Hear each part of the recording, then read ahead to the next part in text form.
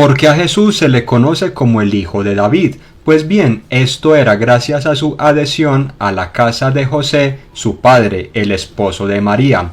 José, paradójicamente, así como el patriarca José, también tuvo un padre llamado Jacob. Ahora vamos a ver las razones por las cuales, según esto, a Jesús se le conoce como el Hijo de David. José era padre adoptivo de Jesús, pero aún así suscribió a Jesús a su marco genealógico y a su historia ancestral.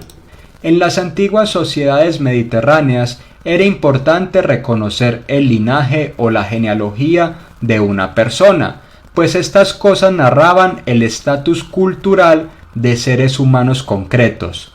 Pertenecer a un grupo familiar era motivo de orgullo o desgracia, pues de allí devendrían el honor, los privilegios y los recursos a los cuales se podía acceder.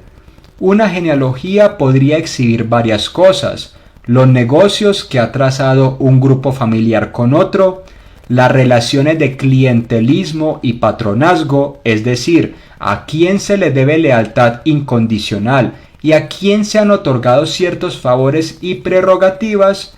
En otro lugar, también esto indicaba la pureza religiosa y los derechos de casta para acceder a ciertas posiciones en el ámbito civil o sacerdotal, y también mostraba las posibles alianzas matrimoniales que se podían establecer en el futuro. Para este tipo de sociedades como la de la Palestina del siglo I, las genealogías eran una manera de leer el presente a la luz del pasado. Ningún individuo estaba al margen de la historia colectiva de sus antepasados, e incluso ello podría ser motivo de repudio o marginalización. En los evangelios hay dos maneras particulares de presentar la ascendencia o genealogía de Jesús. En Mateo podemos ver un claro énfasis en la concepción de Jesús como el Mesías proveniente de la estirpe del rey David, y un rasgo distintivo de esta presentación genealógica radica en el fuerte acento colocado al cumplimiento de la promesa hecha por Dios a Abraham. En Lucas, en cambio, vemos cómo el linaje de Jesús va retrocediendo hasta Adán, primer hombre, y de ahí hasta Dios, enfatizando en la vocación universalista del Evangelio. En la genealogía de Mateo, parece que el punto de fuga esencial, el lugar de arranque de la genealogía, fue Abraham, debido a que éste fue bendecido por Dios y se le declaró Padre de Naciones. En la traducción griega de la Biblia hebrea, en Génesis capítulo 26, verso 8, los hititas llaman a Abraham Rey de Dios entre nosotros.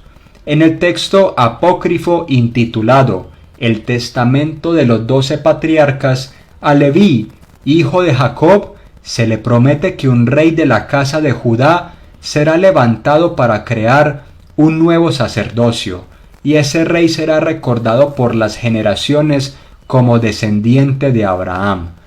En la literatura judía precristiana era un lugar narrativo usual a asociar a Abraham con la realeza. Abraham es elevado hasta una categoría de realeza, pues de su casa advendría el rey David, un hombre justo y con un corazón aprobado por Dios. En el antiguo Israel, los reyes cumplían una labor sacerdotal, pues podemos observar cómo David y Salomón, de manera reiterativa, ofrecían sacrificios a Dios, pero además de esto, eran garantes del culto y servidores del templo de Jerusalén.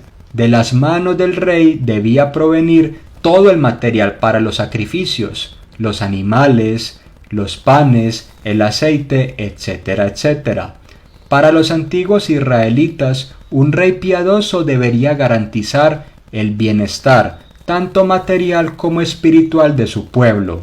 El sacerdote levítico era quien dictaba los oráculos recibidos por Yahvé. Esto no era función del rey.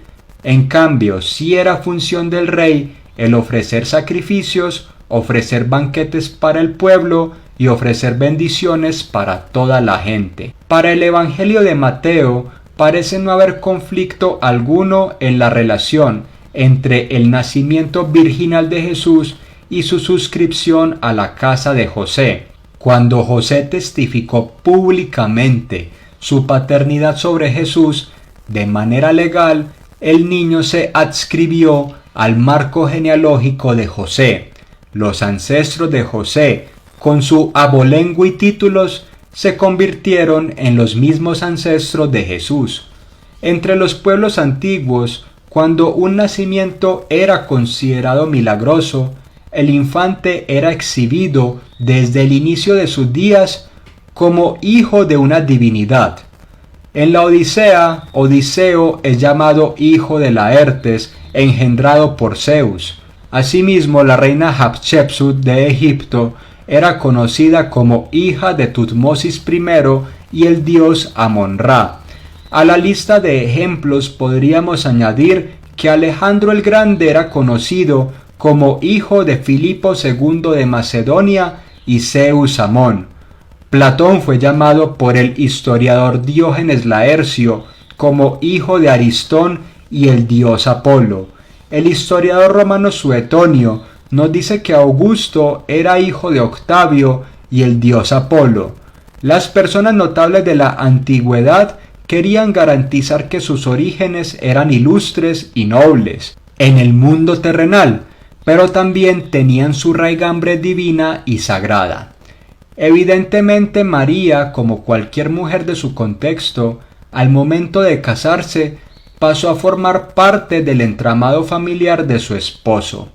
Las mujeres estaban supeditadas primero a la vigilancia de la casa de sus padres o de sus familiares varones más cercanos y en segundo lugar, cuando se casaban, a la vigilancia de su esposo.